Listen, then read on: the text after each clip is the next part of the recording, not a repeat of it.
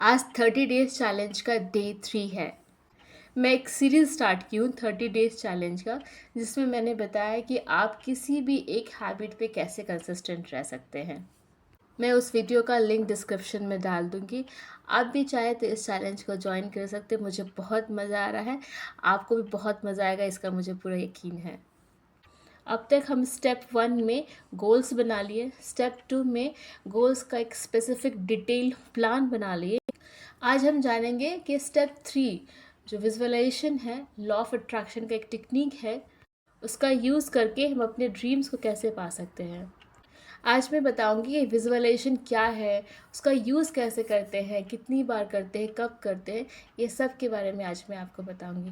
लेकिन उससे पहले सब conscious mind and conscious mind के बारे में जानना बहुत ज़रूरी है। कॉन्शियस माइंड एक लॉजिकल माइंड है। It receives information from your 5 senses. जो हमारे 5 सेंसेस हैं उसके थ्रू हमारा कॉन्शियस माइंड इंफॉर्मेशन रिसीव करता है। जो भी हम इंटेंशनली अपने नॉलेज एंड अवेयरनेस के बेसिस पे करते हैं वो हमारा कॉन्शियस एक्शन होता है। For example, aware of feeling thirsty, मुझे प्यास लगा तो हमने क्या एक्शन लिया, पानी पिया। जैसे अवेयर ऑफ फीलिंग हंग्री, कि मुझे भूख लगी तो हम गए और खाना लिया, खा लिए। जो भी action driven by our awareness और इंटेंशन वो होता है कॉन्शियस माइंड। कॉन्शियस माइंड हमारा ना एक शॉर्ट टर्म मेमोरी होता है। जैसे कॉम करना एक कॉन्शियस एक्शन है कि हाँ मुझे अब कॉम करना है। लेकिन किसी की हैबिट होती है कि लेफ्ट साइड से स्टार्ट करते हैं, किसी की हैबिट होती है राइट से स्टार्ट करते हैं, तो वो ऑटोमेटिकली होता है। ऑटोमेटिकली आप सोचते नहीं कि मुझे राइट साइड से ही कॉम करना है, वो हो जाता है। तो जो भी एक्शन ऑटोमेटिकली होता है, हो जाता है, जिसके बारे में हम सोचते नहीं हैं, वो सबकॉन्शियस माइंड के थ्रू होता है। सबकॉन्शियस माइंड समझो एक बहुत बड़ा ह्यूज मेमोरी बैंक है, जिसका कैपेसिटी अनलिमिटेड है। और जो भी हमारे साथ बीतता है लाइफ में, वहाँ पे परमानेंटली स्टोर होते जाता है। डेली हैबिट्स, डेली एक्शन जो लेते हैं उसका सोर्स है सबकॉन्शियस माइंड। फॉर एग्ज़ाम्पल, जैसे कोई बच्चा, अब ऑब्ज़र्व किए होंगे, कोई बच्चा अगर पैंट पहनता है तो अगर उसको लेफ़्ट पैर पहले उठाने की हैबिट है तो हमेशा लेफ़्ट ही पैर उठाएगा। वो ऑटोमेटिकली जब भी वो पैंट पहनेगा तो उसका लेफ़्ट पैर पहले उठ जाएगा, क्योंकि वो इतनी बार कर चुका है वो चीज़ कि अब वो सोच के नहीं करता है, वो ऑटोमेटिकली उससे हो जाता है। जैसे कि आप जब ऑफिस जाते हो तो शुरू के कुछ दिन तक आपको रास्ता याद रखना पड़ता हो कि हाँ लेफ़्ट जाना है, फिर राइट जाना है। फिर कुछ हफ्तों के बाद आपको याद नहीं करना पड़ता है, आप ऑटोमेटिकली गाना सुनते हुए, बातें करते हुए ऑफिस पहुंच जाते हो। कोई भी काम लगातार कई दिनों तक करते हैं तो वो एक्शन हमारे सबकॉन्शियस माइंड में बैठ जाता है। जैसे कि गुस्सा करना, हमें पता है कि गुस्सा करना अच्छी बात नहीं है, फिर भी हम करते हैं, क्योंकि ये इमोशंस, गुस्सा भी एक इमोशन है, इतनी बार कर चुके हैं कि अब वो हमारे कंट्रोल में नहीं है। आपने सुना होगा ये कहते हुए कि मैं गुस्सा करना नहीं चाहता, हो जाता है। इन शॉर्ट, जो भी काम ऑटोमेटिकली होता है जिसमें हमारा कंट्रोल नहीं है, वो सबकॉन्शियस माइंड के थ्रू होता है। और जो भी काम अवेयर होकर करते हैं वो कॉन्शियस माइंड के थ्रू करते हैं। अब मैं बताती हूँ कि अपने गोल्स को पाने के लिए विजुअलाइजेशन का क्या रोल है। आपने सुना होगा, अगर आपको लिस्ट ऑफ वर्ड्स को याद करना है तो हर एक वर्ड के रिलेटेड एक पिक्चर बनाइए, फिर सारे पिक्चर को जोड़ के एक स्टोरी बनाइए, तो आप आराम से बहुत सारे वर्ड्स को याद कर सकते हैं। अगर हम कोई भी चीज़ पिक्चर के थ्रू, इमेज के थ्रू याद करते हैं तो हमें जल्दी याद भी हो जाता है और उसे हम भूलते भी नहीं हैं।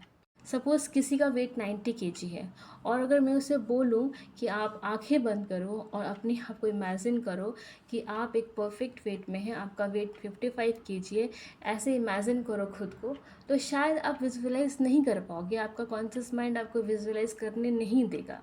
लेकिन जब आप कुछ लिखते हो, फॉर एग्जांपल आप लिख रहे हो एप्पल, तो आपका इमेज ऑटोमेटिकली की इमेज बन जाता है दिमाग में। अगर आप लिखते हो काइट, तो काइट का इमेज दिमाग में बन जाता है।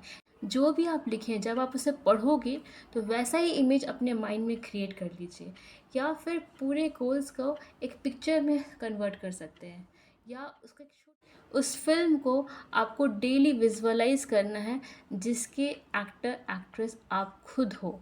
अपने सारे सेंसेस यूज़ कीजिए, इमोशनली कनेक्ट हो जाइए उस फिल्म के साथ, मानो रियलिटी में आप वैसा ही जी रहे हो। आप विज़ुअलाइज़ कीजिए कि जब आप खुद को देख रहे हो, आप बहुत खुश हो, आप एकदम परफेक्ट शेप में हो, जब अपना वार्डरोब ओपन कर रहे हो, आपके सारे फेवरेट ड्रेसेस हैं, आप सारे ड्रेस को टच कर रहे हो, उस टच को फ़ील कीजिए। आपका कोई ड्रीम ड्रेस है जो आप पहनना चाहते थे, वो आप पहने हुए हो। लोग आपकी तारीफ़ कर रहे हैं, आप उस साउंड को फ़ील कीजिए, आपको एप्रिशिएट कर रहे हैं। आपका स्किन ग्लो कर रहा है, आपके हेयर बहुत सुंदर है, सब आपको नोटिस कर रहे हैं। ऐसे आप विज़ुअलाइज़ कीजिए खुद को। जितना ज़्यादा आप इमोशनली कनेक्ट होंगे, उतनी जल्दी विज़ुअलाइज़ेशन आपको आपके ड्रीम को रियलिटी में कन्वर्ट करने में हेल्प करेगा। आप इसे रात में सोने से पहले कीजिए, फ्रेश होकर शांत से बैठ जाइए। विज़ुअलाइज़ करने से पहले एक बार अपने ड्रीम्स को पढ़ लीजिए, आइज़ क्लोज़ कर लीजिए और जो भी आपने फ़िल्म बनाया है या जो पिक्चर बनाए हैं उसको एक बार देख लीजिए, या पिक्चर को इमेजिन कीजिए, या जो फ़िल्म बनाए उसको विज़ुअलाइज़ कीजिए। और उस फ़िल्म से इतना खुद को कनेक्ट कर लीजिए कि मानो कि आप रियलिटी में वैसा सब कुछ हो रहा है। आप कोई सपना नहीं देख रहे हैं, आप कुछ विज़ुअलाइज़ नहीं कर रहे हैं, आप रियलिटी में वो जी रहे हैं। जब आप इस चीज़ की डेली प्रैक्टिस करेंगे तो जो आपने पिक्चर बनाया है वो सबकॉन्शियस माइंड में सेट हो जाएगा और आपका एक्शन भी उसी के रिलेटेड होने लगेगा। आपको ऐसे लोग मिल जाएंगे अचानक से जो फिटनेस फ्रीक होंगे। आप उस कम्युनिटी से जुड़ जाएंगे जहाँ पे सभी कोई हेल्थ कॉन्शियस होगा। आपको हेल्थ रिलेटेड वीडियोस देखने लगेगा। अब तक आप अपने हेल्थ के लिए जो एक्शन नहीं ले पा रहे थे वो अब आप लेने लगोगे।